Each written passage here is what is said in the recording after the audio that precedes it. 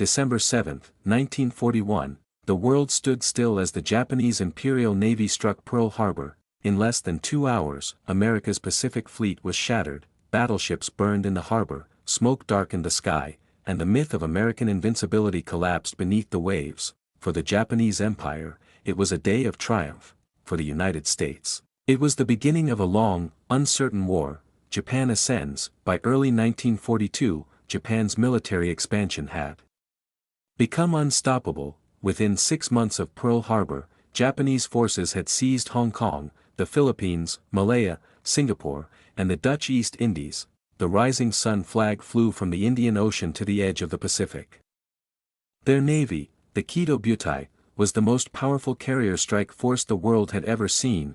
6 fleet carriers, led by Admiral Isoroku Yamamoto, moved like a steel serpent across the ocean. Japan's doctrine was clear: strike fast, strike first, and strike hard enough that the enemy never recovers. But beneath this momentum, Yamamoto knew a truth that his subordinates often ignored: Japan had awakened a giant. The United States, though wounded, possessed industrial might that no empire could match. Yamamoto, who had studied in America, once warned his government, "I can run wild for 6 months. After that, I have no expectation of success." By May 1942, his prediction was beginning to take shape. America rebuilds. In Washington and Pearl Harbor, America's naval command began the desperate process of recovery. Shipyards worked around the clock. New carriers, Enterprise, Hornet, and Yorktown, became the backbone of the fleet. But it was not ships or guns that would decide the next battle, it was information. After Pearl Harbor, the U.S. Navy's cryptographers, a small, unseen group of mathematicians and linguists, began intercepting Japanese naval communications. The Japanese believed their code, known as JN-25, was unbreakable.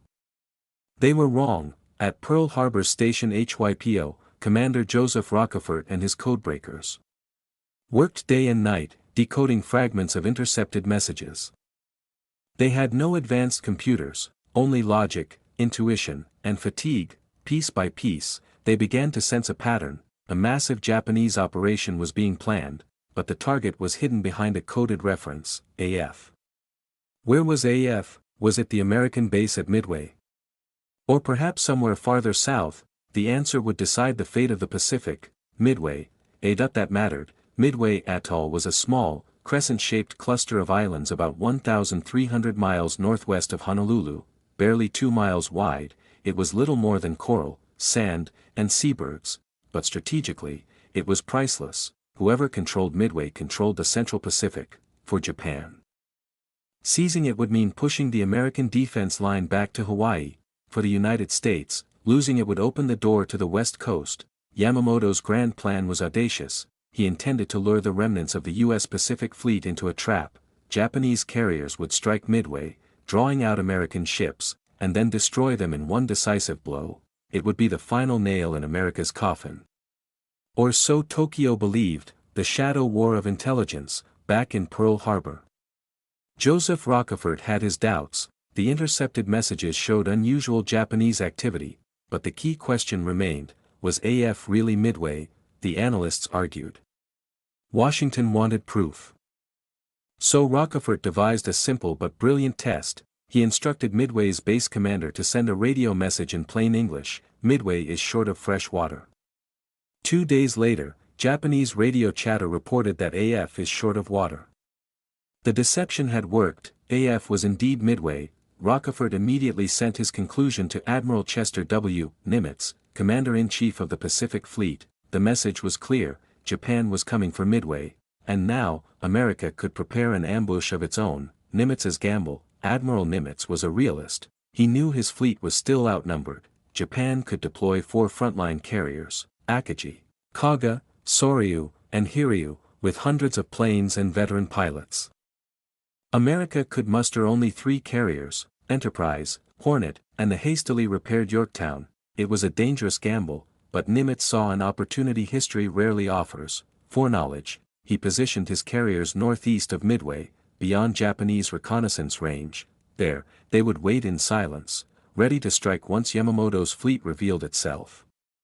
This was the beginning of what would become known as the most decisive naval battle of the 20th century. Psychological landscape. By late May 1942, both sides were preparing for the confrontation that would decide control of the Pacific. The Japanese believed their plan was flawless. They had crushed every opponent so far. They trusted their experience, discipline, and machines, but that confidence was evolving into arrogance. The Americans, by contrast, fought with caution and desperation. Many pilots had never faced combat, their equipment was inferior, yet they carried one advantage no training could give: knowledge of where the enemy would be. Intelligence, not intimidation, was now America's sharpest weapon. The calm before the battle. In early June 1942, the ocean around Midway was deceptively peaceful. Seabirds glided over turquoise water. The atoll's garrison prepared for a possible attack, but most could not imagine the scale of what was coming. On June 3, radar screens picked up distant contacts. Japanese scout planes were on their way. The trap was about to be tested. What followed over the next 3 days would alter the course of World War II. In that vast stretch of ocean, courage and calculation collided. For Japanese carriers, once symbols of invincibility, would soon burn on the horizon, and in their flames, the tide of the Pacific War would turn. Breaking the code, war is not only fought with guns and steel. Sometimes, the most decisive battles are fought in silence. Through minds, not machines. By May 1942, the Pacific War was being shaped not on the waves, but in the dimly lit rooms of Station HYPO, the U.S. Navy's cryptographic center in Pearl Harbor. The codebreakers of Station HYPO, Commander Joseph Rockefort was unlike the admirals who commanded fleets. He was quiet, eccentric, and perpetually wrapped in a red smoking robe, yet his small team of linguists, mathematicians, and radio operators was about to change the course of the war. For months, they had intercepted fragments of Japanese messages, encrypted with the complex JN-25 code.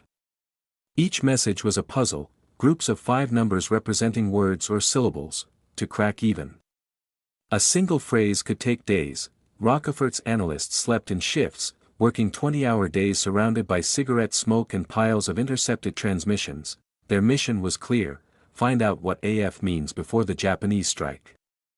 It was not merely code-breaking, it was a race against time, between intelligence and ignorance, between preparation and surprise.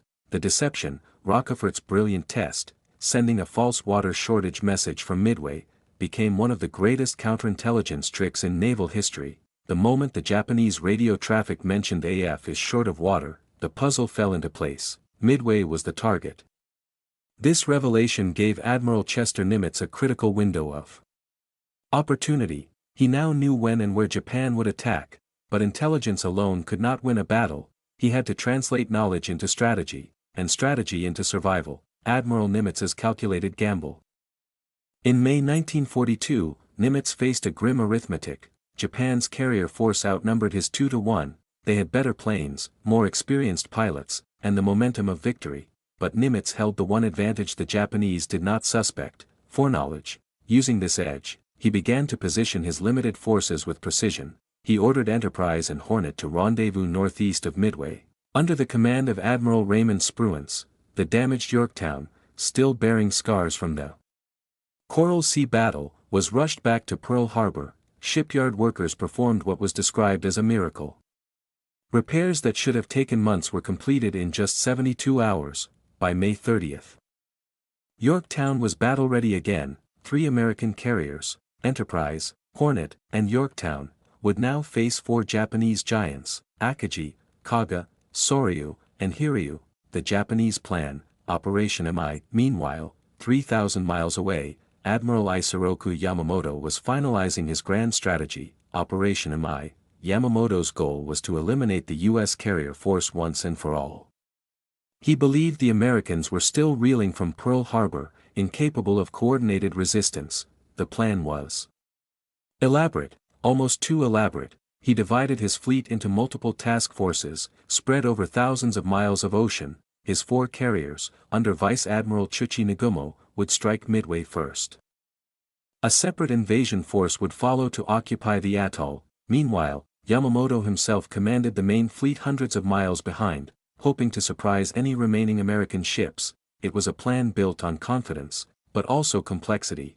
And in war, complexity often leads to catastrophe. The Japanese overconfidence, Japan's victories had created an illusion of invincibility. Since Pearl Harbor, every major engagement, from the Philippines to Singapore, had gone their way. Their carrier pilots, veterans of repeated triumphs, believed no enemy could match their skill, but victory had bred a fatal blindness. The Japanese never imagined their codes had been compromised. They assumed their plan was secret, their timing flawless. Yamamoto's reliance on surprise would soon turn against him, for the Americans, knowing the Japanese schedule, would be the ones waiting in ambush.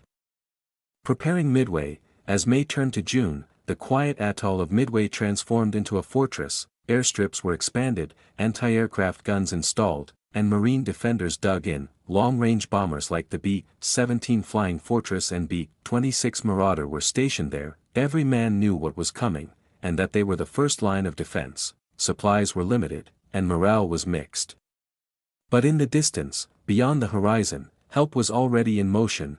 Admiral Nimitz's fleet sailed under radio silence, a silent triangle of carriers moving to intercept the most powerful naval force on Earth. Psychology of anticipation. By June 2, the coded silence before battle hung thick over the Pacific.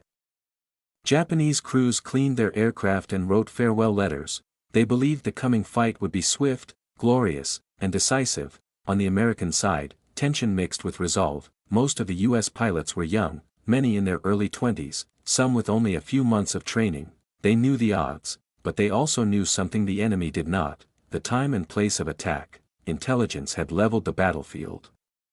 This was not luck, it was the triumph of intellect and preparation over arrogance. The opening moves. On the evening of June 3, 1942, the first sightings came in. American reconnaissance planes from Midway spotted elements of the approaching Japanese fleet. Admiral Nimitz's prediction was confirmed. The enemy was coming exactly as Rockefort had said. At dawn on June 4, Nagumo's carriers began launching waves of bombers toward Midway, the sky filled with the roar of engines as Japanese planes streaked eastward. Their mission: destroy the island's defenses, paving the way for invasion. But Nagumo did not know that just beyond the horizon, American carriers waited silently. Engines cooled, flight decks ready, ambush set. The intelligence war was over. Now, the real battle was about to begin. The silent confidence of knowledge. In warfare, knowledge is power. At Midway, that principle became truth, while Japan believed it was executing a perfect surprise attack. America already held the playbook. Rockefort's decoding, Nimitz's strategy, and the courage of young pilots had aligned. Every decision, every signal intercepted, every sleepless night spent deciphering numbers, all converged toward this moment. The hunters were about to become the hunted. As the sun rose over the Pacific on June 4, 1942, the calm ocean masked a coming storm that would decide the future of the Pacific War.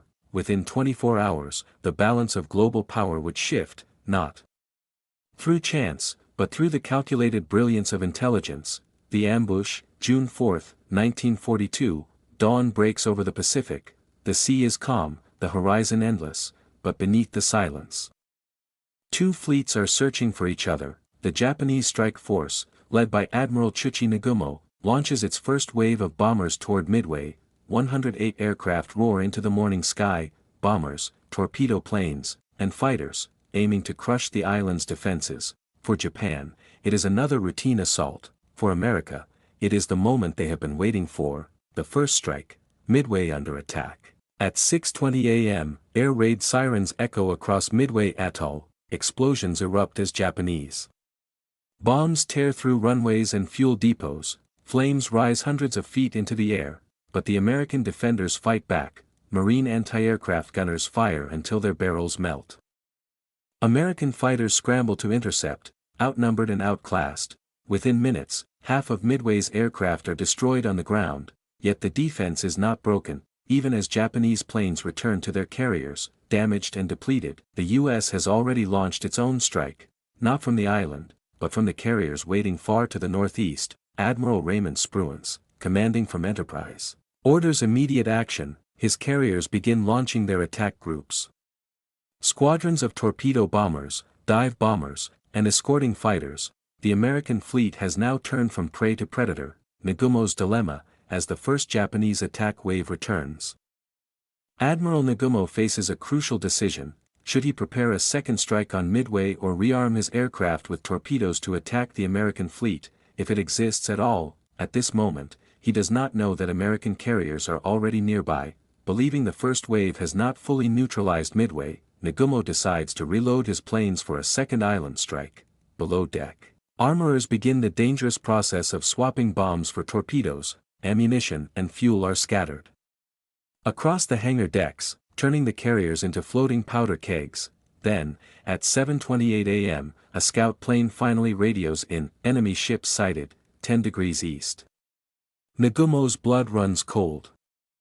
The Americans are here. His fleet must now scramble to prepare for a naval battle, but his aircraft are still being rearmed, decks cluttered with explosives. Every minute counts, every second brings danger closer. The first American attacks, between 9 o'clock and 10 a.m., waves of American aircraft begin arriving, but chaos rules the sky. The torpedo squadrons, flying slow, outdated TBD devastators, are the first to reach the Japanese carriers. Without fighter escort, they are cut to pieces. Japanese Zero fighters dive from above, tearing through the formations.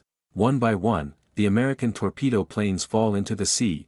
Out of 41 aircraft, only 6 return. Not a single torpedo hits its target.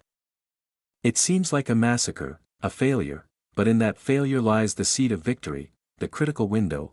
While the Japanese fighters are occupied at low altitude, pursuing the doomed torpedo planes, a new threat emerges high above the clouds. At 10:20 a.m., American dive bombers from Enterprise and Yorktown arrive, almost by accident. They had been searching for hours, running low on fuel. Then, spotting the wakes of Japanese destroyers below, they follow them, straight to the heart of the fleet. What happens next will be remembered as one of the most decisive 5 minutes in naval history, the 5 minutes that changed the Pacific. At 10:22 a.m., the first American dive bombers roll into attack formation. Below them, the Japanese carriers are completely exposed, decks filled with fuel hoses, torpedoes, and refueling planes. Lieutenant Commander Wade McCluskey, leading Enterprise's bombers, gives the order. From nearly 20,000 feet, they dive almost vertically. The scream of the engines cuts through the wind like a blade. Seconds later, Akagi and Kaga, the pride of the Japanese Navy, are engulfed in fire.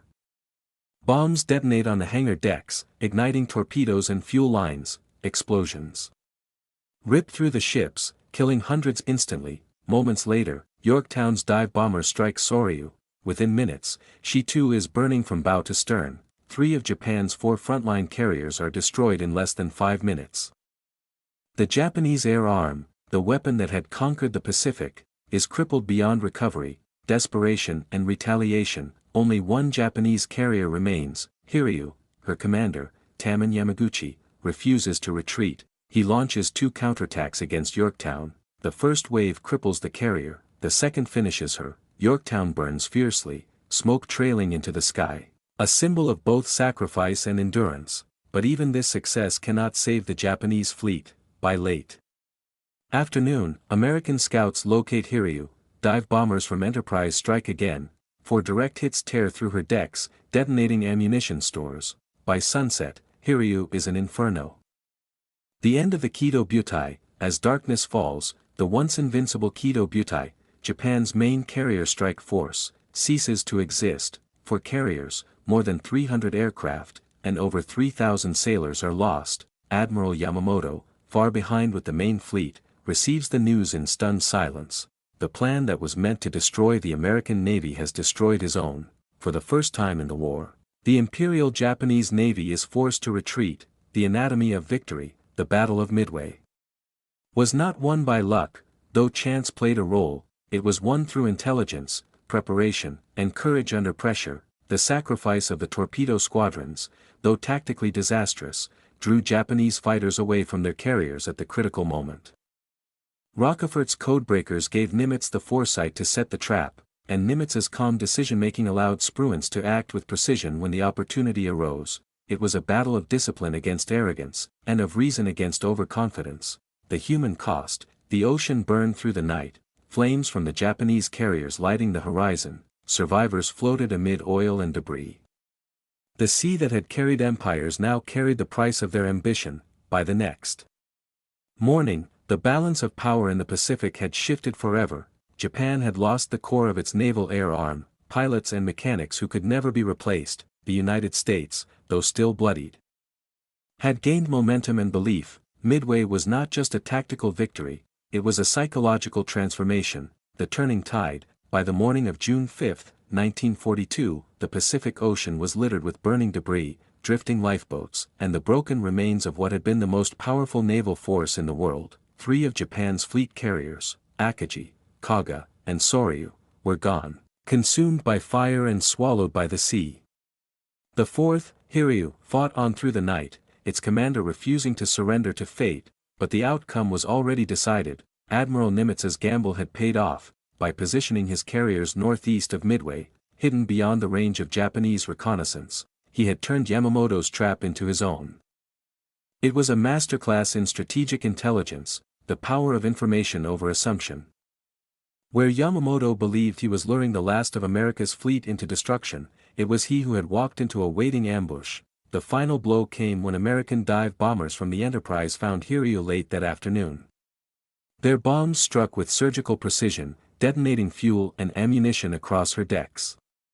Within hours, flames engulfed the carrier from bow to stern. As the ship burned, her crew sang Japan's naval anthem, not in defiance, but in farewell. At dawn on June 6, Hiryu was scuttled. The once invincible strike force that had devastated Pearl Harbor ceased to exist. In total, Japan lost 4 frontline carriers, more than 250 aircraft, and over 3,000 men, including some of the best naval aviators in the world. By contrast, the United States lost 1 carrier, the Yorktown, and around 300 men. The disparity was staggering, but the true victory at Midway was not measured in numbers alone. It was psychological. For the first time in the Pacific War, the myth of Japanese invincibility had been shattered. The Japanese Navy, though still formidable, would never fully recover. The carriers lost at Midway could not be replaced, their pilots could not be retrained quickly enough. Japan's shipyards and resources were stretched thin, and its industrial base lacked the capacity to match America's massive wartime production. In contrast, the United States was only beginning to awaken. By 1943, new carriers would be rolling off assembly lines every few months. A fresh generation of pilots, trained and disciplined, would soon dominate the skies. Midway was not the end of the Pacific War, but it was the beginning of the end for Japan. What made this victory extraordinary was how it was achieved, not through overwhelming firepower, but through intelligence, timing, and courage under impossible odds. The victory at Midway was the triumph of analysis over arrogance. It was the moment when data, deception, and decision-making became more decisive than brute force. Commander Rockefort and his cryptanalysts, those quiet minds in dimly lit rooms, had won a victory as great as any fought with guns or bombs. Their decoding of JN-25 gave Admiral Nimitz the insight to anticipate every move the enemy made. Midway proved a new reality of modern warfare: the side that controls information controls the outcome. When word of the victory reached Washington, President Franklin D. Roosevelt called it our most important battle since Pearl Harbor.